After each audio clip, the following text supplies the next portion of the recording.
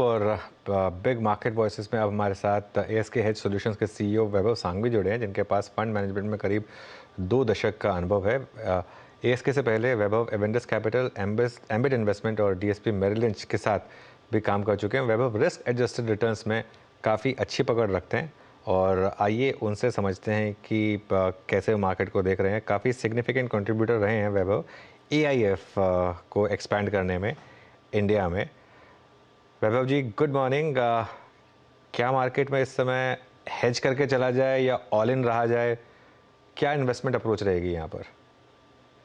I think Anuj, generally अगर हम ऐसी सिचुएशन में बात करें जहाँ इवेंट रिस्क अपने सामने है, नॉट दैट कि जब रिस्क की हम बात करते हैं कि वो अकर होए, जब हम इंश्योरेंस खरीदते हैं generally it is just for the kind of an kind of expected events, right? So whenever we talk about portfolio, जब भी हम पोर्टफोलियो की बात करते हैं, रिटर्न की बात करते हैं, हम ऑलवेज रिस्क की भी बात करते हैं एट द सेम टाइम। और जब हम रिस्क की बात करें इस वक्त, तो इट्स ऑलवेज गुड कि एक प्रोटेक्शन के साथ चलें, और स्पेशली जो ट्रेडर हैं उसके लिए, लॉन्ग टर्म इन्वेस्टर के लिए it doesn't matter, purely because from a long term perspective India की स्टोरी बहुत ही बेहतरीन है। सो उसमें ज़्यादा इफेक्ट नहीं होना चाहिए, बट शॉर्टर टर्म वॉलेटिलिटी के हिसाब से as a trader one needs to get in with a protection kind of view. Okay, बिल्कुल। तो इस समय आपके थीम्स क्या हैं? किन मेजर थीम्स में आप इन्वेस्टेड हैं? कहाँ पर आप ओवरवेट हैं इस समय मार्केट में? सी आई थिंक दो क्रिटिकल थीम देखनी चाहिए, एक ग्लोबल की तरफ से और एक लोकल की तरफ से। ग्लोबल की हिसाब से हम देखें तो जिस हिसाब से ब्याज दरें एज एक्सपेक्टेड घट नहीं रही है, और उसी के कारण हम देखे हैं कि रिसेंट पास्ट में एक इमर्जिंग मार्केट में थोड़ा सेल फ्लो दिखा है, और साथों साथ हम ये भी देख रहे हैं कि थोड़ी रीबैलेंसिंग टुवर्ड्स चाइना भी हुई है। तो उस कारण हमने देखा है कि इंडिया मार्केट पर्सपेक्टिव से थोड़े आउटफ्लो हुए हैं, और उसी के कारण हम टॉप लाइन और probably I would say large cap में as compare to mid cap kind of basket हम थोड़ा प्रेशर देख रहे हैं ना। वो है ग्लोबल की तरफ से आकलन, but from a local perspective सभी को मालूम है कि I think the event is up there. But from a longer term perspective, I think when we talk about themes or sectors, और ये assumption के साथ हम चल रहे हैं कि जो current dispensation है will continue।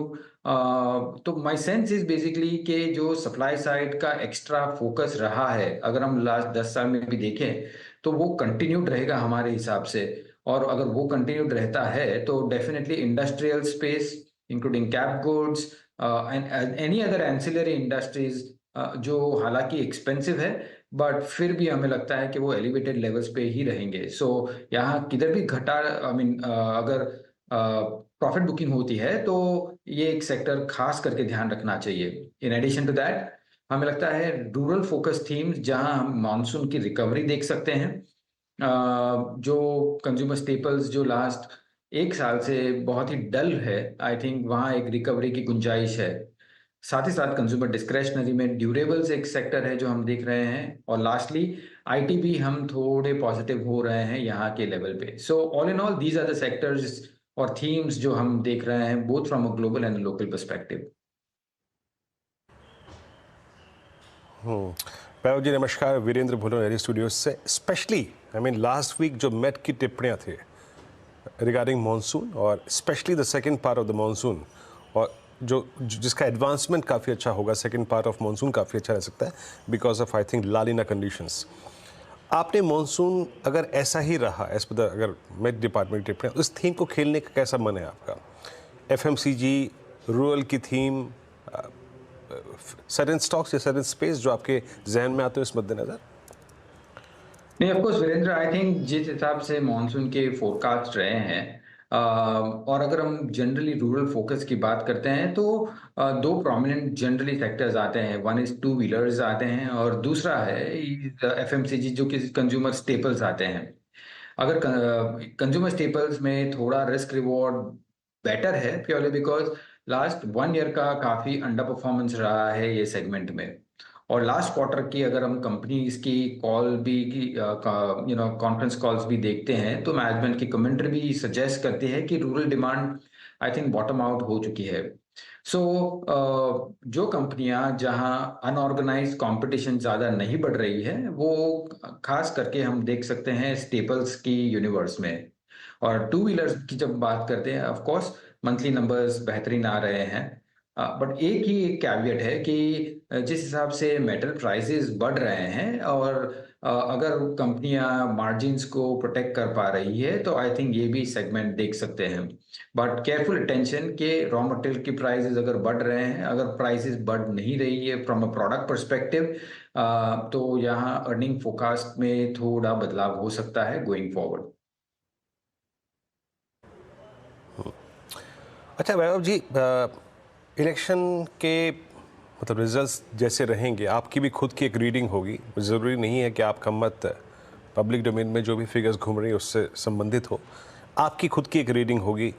और इस सरकार के कार्यकाल में जो oil pricing, domestic oil pricing को लेकर इनकी पॉलिसी रही है, वो OMCs को बहुत, अगर आप देखें, फेवर कर रही थी। हमने सबसे स्वर्णिम युग देखा OMCs का इस दौर में। एंड सरप्राइजिंगली क्रूड का 81-82 की ट्रेजेक्ट्री में सस्टेन रहना, तमाम जियोपॉलिटिकल टेंशन्स के बावजूद, आप OMCs को इस वक्त कैसे लेके चल रहे हैं?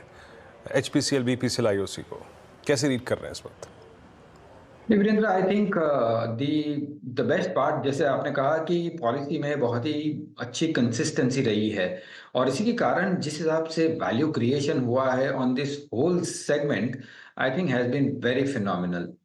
साथों साथ जो एक पहलू जो जनरली नजरअंदाज हुआ है इज बेसिकली कि अगर एक 1.5 साल के पहले की बात करते हैं या 2 साल के पहले की बात करते हैं तो काफी एक ESG का बहुत ही काफी टॉपिक डिस्कस होता था और इसी के कारण हम देखे थे कि फॉसिल फ्यूल से लेकर जो भी कंपनियां थी वो काफी प्रेशर में आ गई थी और इसी के कारण उनके वैल्यूएशंस भी डिक्रीज हुए थे। जैसे जैसे उस वो काइंड ऑफ डाइल्यूट होते गया आई थिंक ये सारी कंपनियां on that basis came to the normalised level of valuations और उसको ज्यादा किकर मिला है गवर्नमेंट की कंसिस्टेंट पॉलिसीज के कारण as well. Having said that, अगर हम आगे की बात करें फोकस नेक्स्ट 1 ईयर 2 ईयर्स की बात करें, one thing we need to understand कि ये at the end of it ये सिक्लिकल इंडस्ट्री है और काफी डिपेंड करता है कि from a global perspective refining margins किस बाजू बैठते हैं। हमें लगता है कि refining margins in that terms I think sustain करेंगे। So from an earnings perspective ये डिसेंट रहेंगे, बट अगर हम ग्रोथ की बात करते हैं तो I think that is something which we may not very well forecast it in the sense that कि ये वैल्यू पिक है rather than growth pick in our sense. Okay, अच्छा, आपने बात की, आपने कहा आईटी पर आप पॉजिटिव हो रहे हैं। क्या मतलब ये अभी आप व्यू चेंज कर रहे हैं या हमेशा से पॉजिटिव रहे हैं? और अब जो यूएस में चल रहा है, एक तो रेट्स को लेकर थोड़ा-सा असमंजस है कि क्या होने वाला है और इस साल इलेक्शन भी हैं।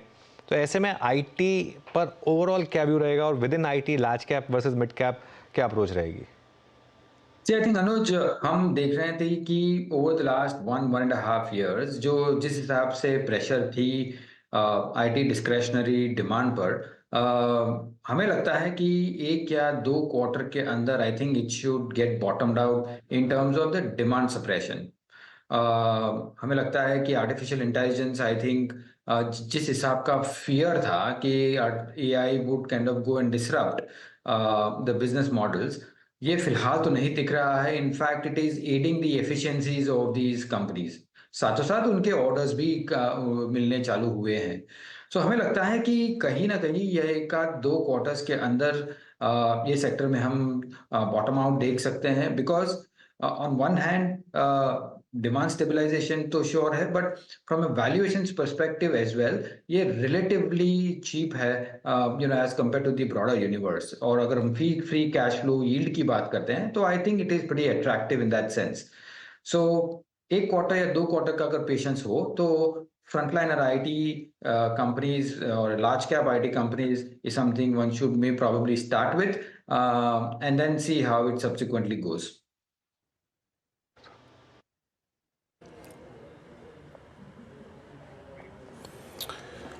चलिए वैभव जी बहुत बहुत शुक्रिया, आप इस कार्यक्रम में शामिल हुए, सभी सेक्टर्स पे और इंडस्ट्रीज पे अपना व्यू रखा आपने, बहुत बहुत शुक्रिया इस कार्यक्रम में शामिल होने के लिए। मीनवाइल